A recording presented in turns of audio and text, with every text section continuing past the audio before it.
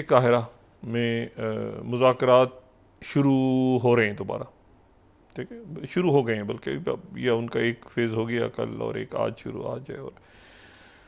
और ये जो है ये जंग बंदी का जो है वो बहुत अहम, मेरा ख़्याल से शायद अहम तरीन मरहला ये है इस वक्त। उससे पहले खान यूनस के कुछ जगह खाली करवाने के लिए इसराइल ने बात की है, और पिछले 24 घंटों में मज़ीद शहादतें हुई हैं, बहुत ज़्यादा हिज़्बुल्लाह से झड़पें चल रही हैं, सब कुछ हो रहा है। लेकिन ये कि वो अब ये है कि इसको देखना है कि ये कहाँ जाता है मामला। CIA के चीफ विलियम बर्न्स काहिरा पहुँच गए हैं, और उनके साथ ब्रेट मैकगर्क जो कि नुमाइंदा ख़ुसूसी हैं बराए मशरिक़ वस्ता वाइट हाउस के, और हमास का डेलीगेशन खलील अल खाया जो है उनकी क़यादत में, जो कि आप ये समझें कि याहिया सिनवर के बाद सबसे जिनकी सीनियर पोजीशन है। और खलील हाया जो हैं ये इसी साल के आगाज़ में ये जो हैं इस ओहदे ये इन्होंने ओहदा संभाला था। इनसे पहले जो वहाँ पे मौजूद थे जो रहनुमा, तो उनको हिट किया था लेबनान के अंदर। तो उसके बाद ये जो हैं इनके भी ख़ानदान के बेशतर लोग जो हैं वो गज़ा में शहीद हो चुके हैं। तो ये जो हैं ये भी पहुँच गए हैं काहिरा। अब काहिरा हमास का डेलीगेशन ये कतर में है, ये जहन में रखें, ये कतर में रहते हैं। और ये इस्माइल हानिया के भी नंबर 2, और उसके बाद फिर याहिया सिनवर के भी नायब इस वक्त, क्योंकि इस्माइल हानिया के बाद जो है याहिया सिनवर के बाद क़यादत गई। हमास ने एक ऐलान किया था कि हम कतर में होने वाले जो मुज़ाकरात का पहला राउंड जो कतर में हुआ था, जिसमें एंथनी ब्लिंकन मिल के चले गए थे वापस, उन्होंने कहा था कि हम उसमें शरीक नहीं हो रहे। लेकिन काहिरा में हमास का डेलीगेशन पहुंच गया है। ये सबसे इन तमाम मुज़ाकरात की अगर संजीदगी है तो खलील हाया जो हैं ये वो हैं जो फ़तह के साथ जो मुज़ाकरात हो रहे थे मॉस्को में या चाइना में, तो वहाँ पर भी ये मौजूद होते थे। और उससे पहले जितने मुज़ाकरात हुए हैं ये जो जंगबंदी के, उसमें भी ज़ाहिर है ये उन मुज़ाकरात में नहीं बैठते जहाँ इसराइल की टीम होती है, लेकिन ये इजिप्शियंस के साथ या कतर के साथ बाकी लोगों के साथ इनकी ये जो है बात होती है। अमेरिका के साथ भी शायद बिलवास्ता रब्ता होता हो कतर या इजिप्ट के थ्रू। अब विलियम बर्न्स वहाँ पे हैं, वहाँ पर जो है वो इसराइल की टीम पहुँच गई है। जो कतर के वज़ीर आज़म हैं और जो वज़ीर आज़म और वज़ीर ख़ारजा, वो भी किसी वक्त पहुँच जाएंगे काहिरा कतर से। मैं ये नहीं जानता कि वो ईरान से होके जाएंगे, कि बीच में खबर ये आई थी कि वो पहले ईरान जाएंगे फिर, लेकिन ये कि ईरान ऑन बोर्ड, ज़ाहिर फ़ोन पे बात हो गई हो, तो ईरान तो इस वक्त बहुत कोऑपरेट कर रहा है कतर के साथ, सारे मुल्कों के साथ कि जहरीत किस तरह ख़त्म हो, तो हो सकता है वो बरह रास्त वहाँ काहिरा पहुँच जाए।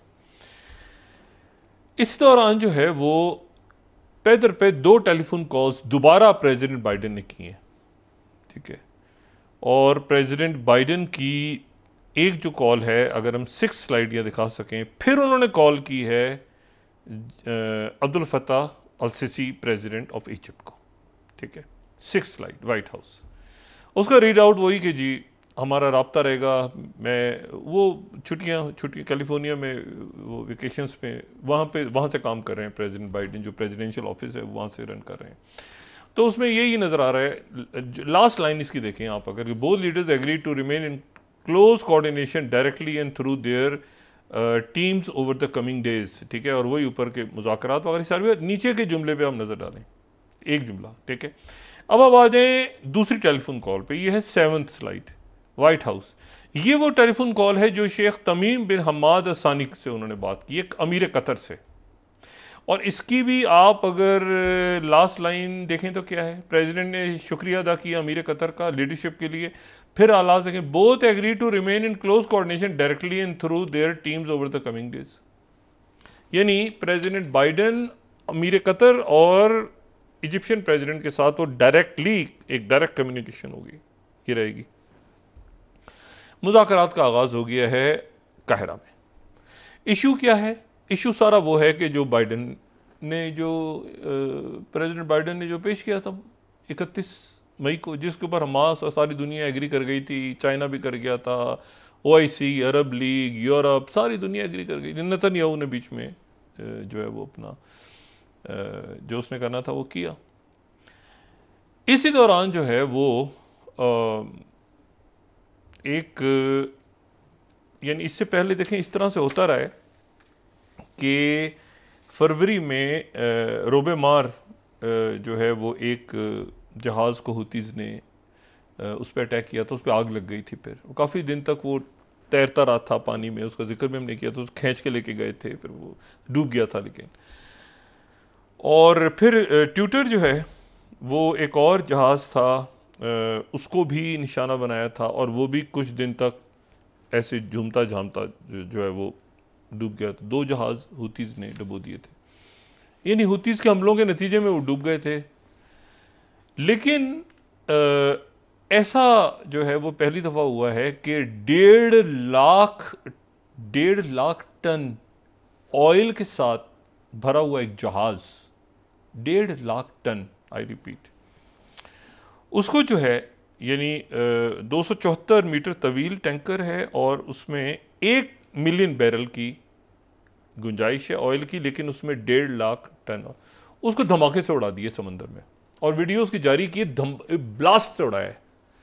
यानी ये जो वीडियो है ये उन्होंने रिलीज़ की है हुतीज़ ने इस वक्त कि फर्स्ट टाइम, जैसे मैंने पहले कहा ना कि वो पहले ये था कि वो जहाज़ पे अटैक हुआ तो जहाज़ के कुछ हिस्से में आग लग गई, वो जहाज़ खड़ा है समंदर में, वो जहाज़, और उसमें ऑयल नहीं था, किसी जहाज़ में कोई ऑयल नहीं था इससे पहले। ये 1.5 लाख टन जो है ये ऑयल इसमें था और इसको हुतीज़ ने ब्लास्ट किया है, ये हुदैबा की बंदरगाह, ये कोस्ट ऑफ यमन, ठीक है, और उसकी वीडियो उन्होंने जारी की है।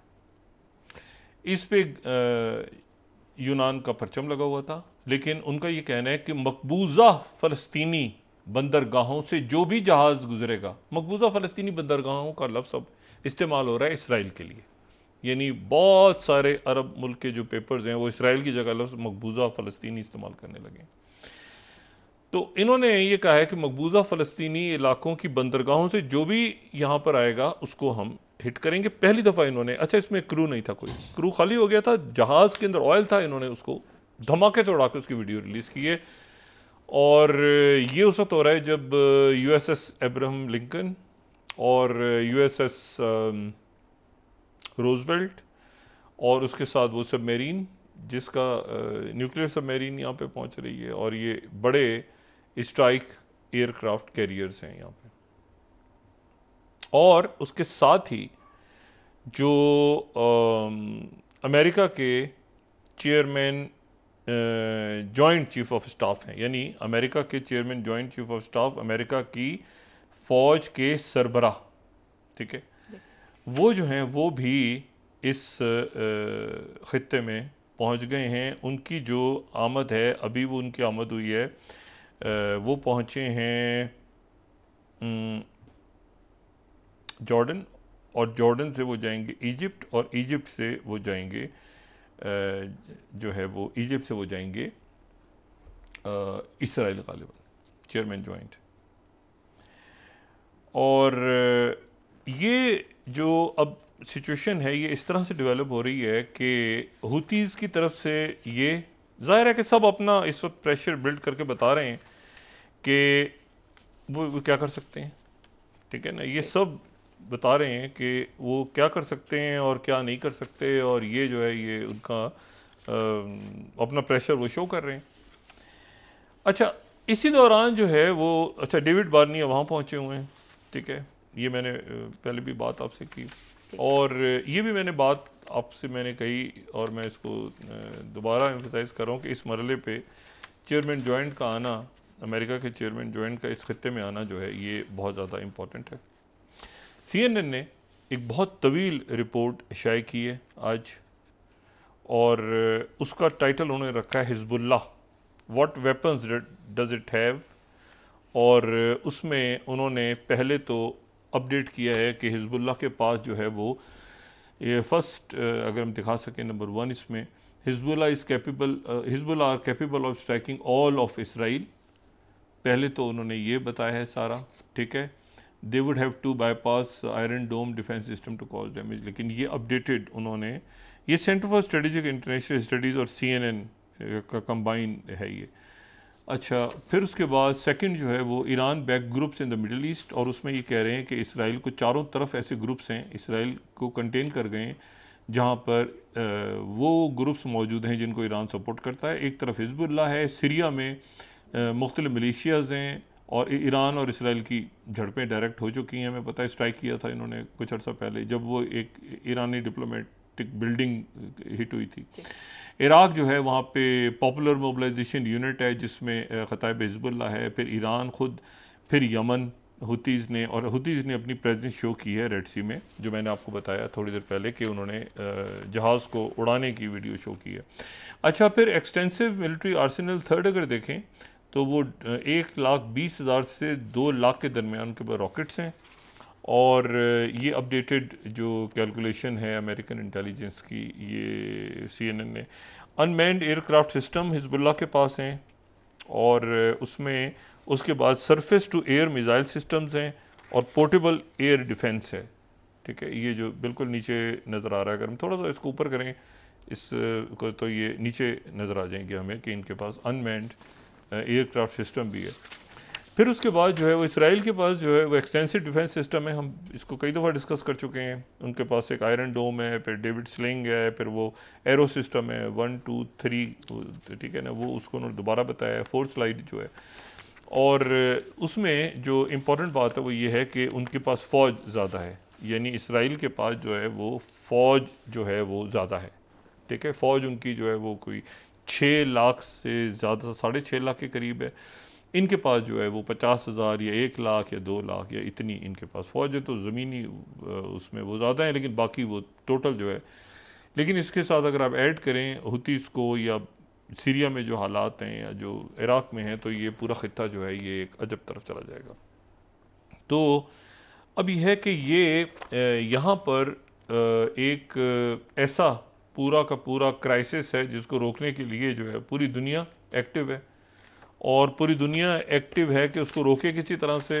और उसके साथ ही जो है वो अरब ममालिक सारे के सारे वहाँ पहुँचे हुए हैं, और उसके साथ ही जो है वो यहाँ पर पहुँचे हुए हैं डिप्लोमेट्स भी हैं और बाकी सारे लोग भी, और जो जैसे भी सारा चल रहा है।